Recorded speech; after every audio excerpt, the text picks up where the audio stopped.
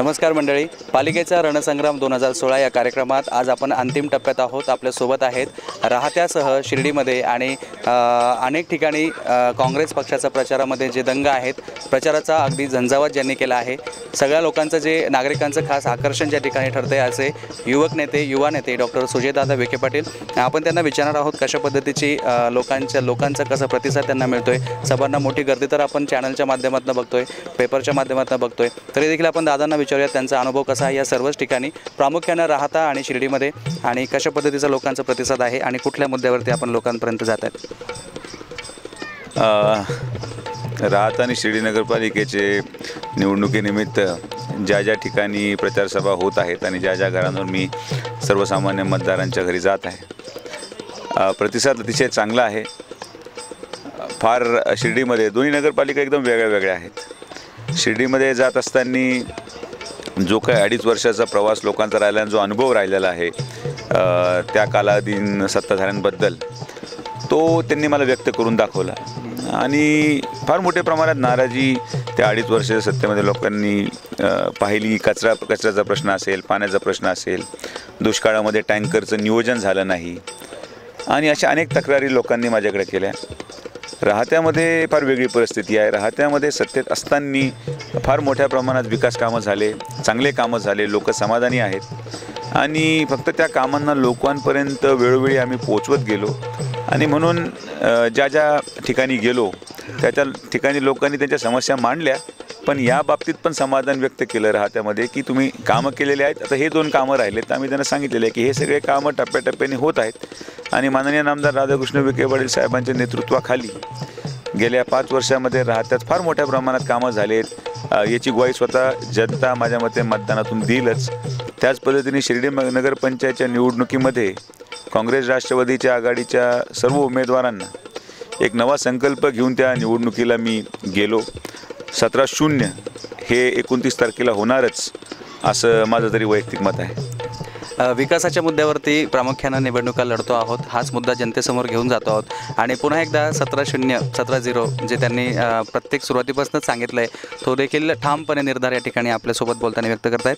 मला सांगा, आपण शिर्डीच्या बाबतीत जर बोलायचं झालं तर ऐनवेळी आपण सत्ताधारी जे गट होते त्यांना सुरुंग लावला आणि अभय शेळकेंना आपण आपल्या गळ्याला लावून घेतलं, तर याचा काय फायदा होईल? अभय शेळके फॅक्टर कितपत आपला 17-0 करेल की त्याच्यातून आपल्याला काही तोटा होईल? नाही, अभय शेळके फॅक्टर म्हणजे फॅक्टर पाहून आपल्याला काही केलेलं नाही। यामध्ये जो काही 2.5 वर्षाचा कार्यकाळ नगरपालिकेचा राहिला आणि सर्वसामान्य जनतेवर जो काही अन्याय आणि अत्याचार झाला, त्या बाबतीत जेव्हा मी विचार केला आणि सखोल पद्धतीने विचार करत असताना मला एक मुद्दा पटला आणि मी एक गोष्टीचा विचार केला की 2018मध्ये समाधी शताब्दी वर्ष आहे आणि हा एकमेव वर्ष माझ्या मते आहे ज्याच्यामध्ये शिर्डीचा आपण जो काही उर्वरित विकास आहे, जी काही शिर्डीची वाढ झाली, वाढती लोकसंख्ये पाहता जो काही नियोजनाचा अभाव किंवा जो प्रशासनावर जो दाब आला, तो जर सोडून घ्यायचा असेल तर 2018 एकमेव वर्ष आहे आणि या एकमेव वर्षामध्ये जर नियोजन करायचं असेल, निधी आणायचा असेल, तर या ठिकाणी असे लोक आपल्याबरोबर घ्यावं लागतील ज्यांनी की प्रशासन बळकट होईल आणि एक हाती सत्ता नगरपालिकेमध्ये येईल। अभय शेळके आमचे विरोधात विधानसभा जरी त्यांनी लढवलेली असेल, पण वैयक्तिक मनुष्य म्हणून किंवा उपाध्यक्ष ज्यावेळेस आमच्या कालावधीमध्ये ते होते, अतिशय चांगलं काम त्यांचं होतं आणि हा प्रस्ताव मी त्यांना मांडला। राष्ट्रवादीचे आमचे जे सन्माननीय सगळे नेते मंडळी होते त्यांना मांडला की आज मला माझ्या वैयक्तिक हट्टापायी जागा न देणे किंवा मी एकटा हे करू शकतो असा इगो न धरता सर्वसामान्य जनतेला आपण काय चांगलं देऊ शकतो आणि यासाठी आम्ही जे चेहरे दिले, मग अभय शेळके असतील, त्यांच्या मिसेस असतील, या दोन्हीही मान्यवरांनी मनाचा मोठेपणा दाखवला, त्यांनी माझे विचार समजून घेतले।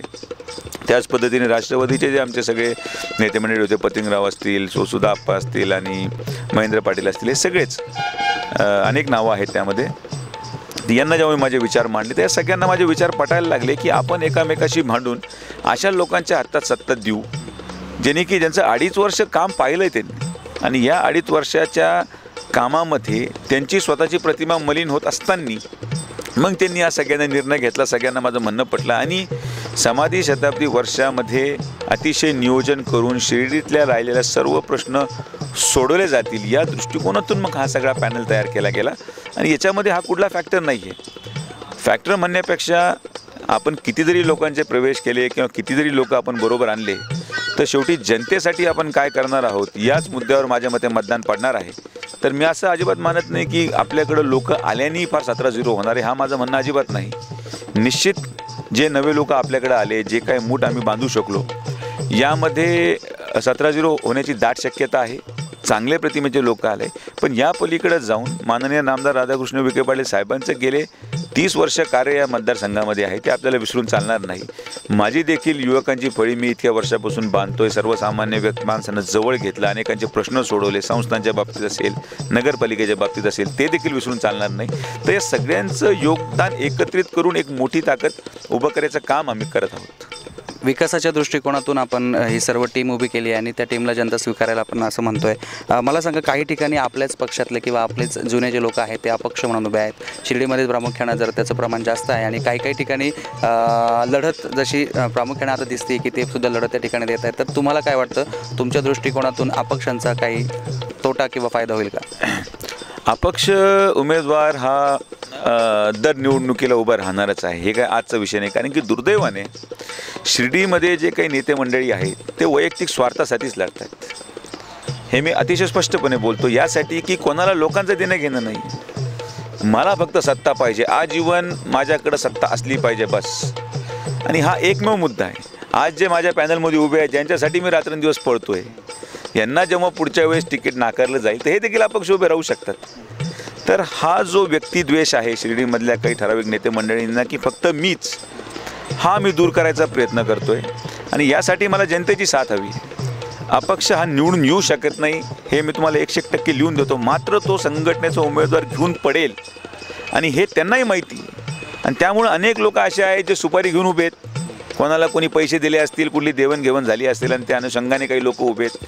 आणि म्हणून मी शिर्डीच्या जनतेला प्रत्येक सभेमध्ये आवाहन करते की हे सगळे अपक्ष फक्त संघटनेचे उमेदवार पाडण्यासाठी उभे केले गेलेले आहेत. आणि म्हणून फक्त एकदा शिर्डीच्या जनतेने मनाचा मोठेपणा दाखवत, माझ्यावर विश्वास ठेवत, माननीय नामदार राधाकृष्ण विखे पाटलांवर विश्वास ठेवत एकदा 17-0 करून दाखवा, जेणे की यापुढं ही ब्लॅकमेलिंग, हा दबाव तंत्र हा कुठंतरी शिर्डीमधून मुक्त झाला पाहिजे. कारण की मी त्या जनतेला खात्री देतो की आज जरी अपक्ष उभे राहणारे तुमचे नातेवाईक असले, तुमचे मित्रपरिवार असले, तर ह्या सगळ्यांना आम्ही अनेक वेळेस नगरपालिकेमध्ये सत्तेमध्ये सहभागी केलेलं आहे. कोणी कोणी विविध पदांवर यांनी पदं भोगलेले आहेत. तरी जर हे समाधानी होत नसतील आणि वारंवार हे तिकिटाची मागणी करत असतील, तर जे आज अपक्ष उभे आहेत, मला त्यांच्या वॉर्डामधल्या जनतेला विचारायचं आहे की हे जे आज अपक्ष उभे राहून निवडणूक लढवत आहेत, हे 5 वर्षामध्ये तुमच्यापर्यंत किती वेळेस आले, हा फक्त विचार करा आणि मग त्यांना मतदान टाका.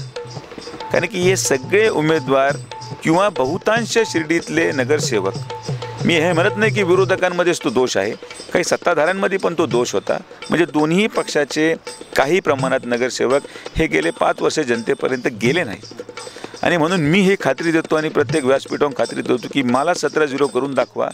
हे नगरसेवक जर आपल्याला भेटले नाहीत तर यांना सुद्धा नगरसेवक तिथं ठेवण्याचा मला अधिकार नाही. मी त्यांचा राजीनामा त्वरित घेईल, ही मी अनेक वेळेस सांगत आलो. थोडक्यात असं आहे की तो नगरसेवक जरी लोकांनी निवडून दिला, त्याची कार्यतत्परता 5 वर्षाचा त्याचा पूर्ण रिपोर्ट पाहून आपण पुढच्या निवडणुकीचा विचार करणार आहात.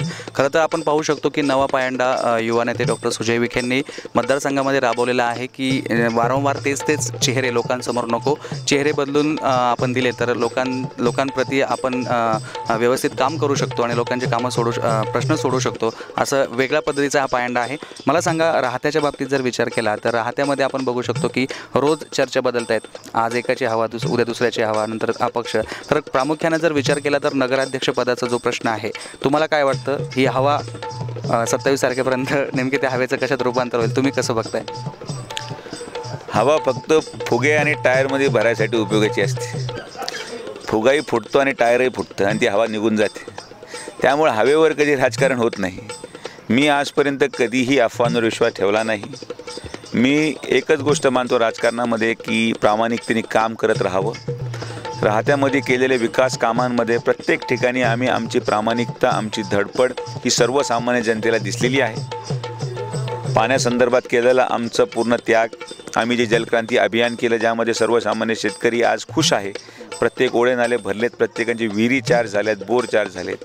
राहत्यामध्ये अनेक रस्ते अनेक वर्षांपासून होते, LED लाईटचा प्रश्न असेल तर इतक्या मोठ्या प्रमाणात, आणि त्याचबरोबर गणेश कारखाना आपण सुरू केला, 2 वर्ष सक्षम पद्धतीने चालवला.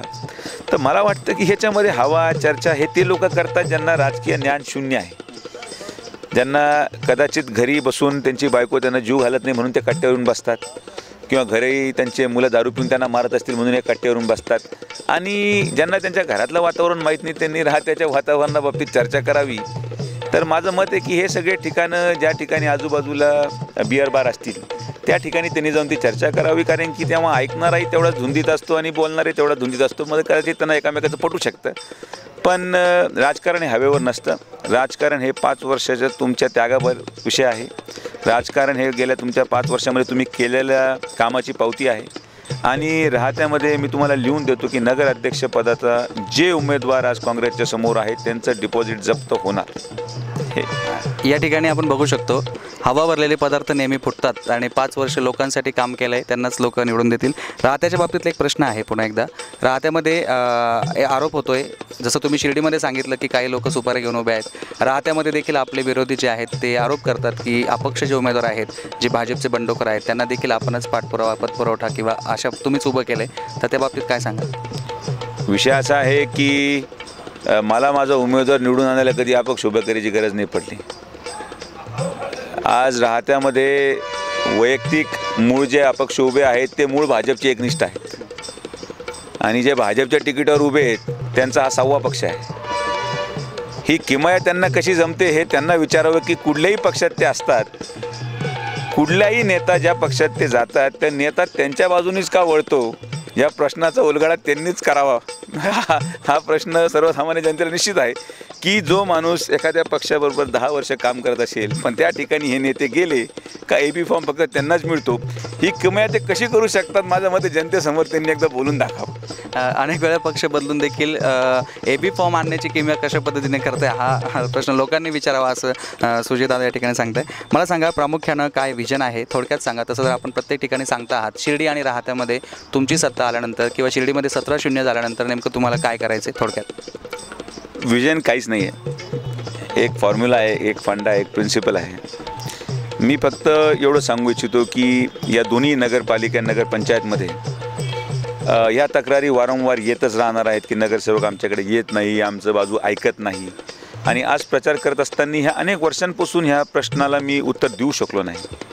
पण आज म्हणून मी निर्णय घेतला की जर या दोन्हीही नगरपालिकेमध्ये माझी सत्ता आली, ज्याचे चिन्ह आणि असं चांगलं वाटतं आहे की येईल कदाचित, तर या प्रसंगी मी एक टोल फ्री हेल्पलाईन नंबरचा कॉन्सेप्ट आणला.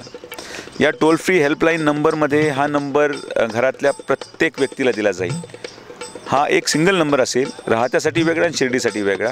आणि यासाठी एक कॉल सेंटरची उभारणी होईल. या कॉल सेंटरमध्ये माझे कर्मचारी राहतील आणि या टोल फ्री नंबरवर प्रत्येक महिला भगिनी, मुलगी, अशिक्षित माणूस असेल, वयोवृद्ध माणूस असेल, शेतकरी असेल, व्यावसायिक असेल, व्यापारी असेल, कुठल्याही समाजाचा असेल, त्यांनी त्याच्या अडचणी त्या फोनवर जर सांगितल्या, मग उदाहरणार्थ कचरा गाडी आली नाही, पाणी पुरवठा झाला नाही, लाईट आलेली नाही आहे, DP फेल झाली आहे, तर ह्या प्रश्नाला आम्ही आमच्या कॉल सेंटरमध्ये रिसीव्ह करू आणि त्या प्रश्नाची समरी करून त्या आठवड्यामध्ये दर आठवड्याला माझा PA मी प्रत्येक वॉर्ड आणि प्रभागावाईज एक माझा माणूस ठेवणार आहे.